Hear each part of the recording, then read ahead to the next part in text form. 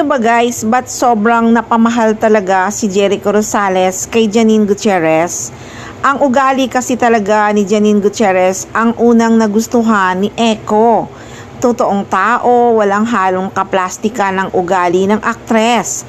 At lahat na yata ng ugali ng babaeng marrying type ay na kay Janine Gutierrez na. Very sweet at down to earth pa. Kaya nga kahit private ang relasyon niya noon nabubuking siya dahil sa pagiging totoo niya. Kung baga, sabi nga ni Karen Davila noon kay Jericho Rosales, Janine have beauty, purity, and innocence.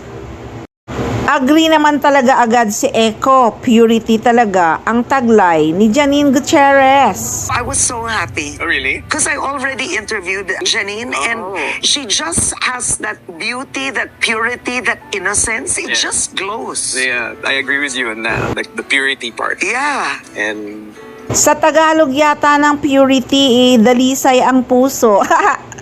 Ayaw talaga ni Echo ng mga taong plastic. Magtatatlong dekada ng aktibo sa show business si Jericho.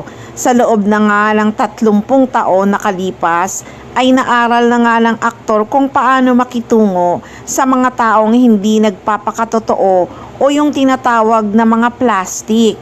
Ayon nga sa kanya, if you're plastic in front of us, you're not going to get anything. Because what we give you is the truth and we are very sensitive to people who are not real. That's our job to pretend, okay? So you might as well make friends with us, be friends with us, be real with us because that's what counts in showbiz.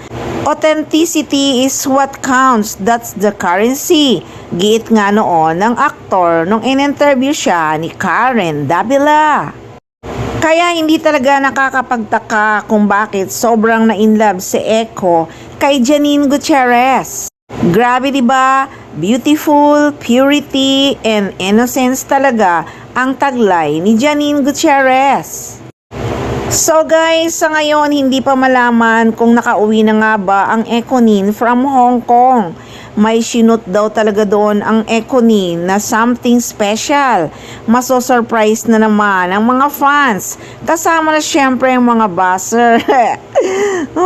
At baka nga pumunta pa ng Disneyland ng Hong Kong ang Econin Sayang din naman 'di ba? Pasyal-pasyal din pag may time.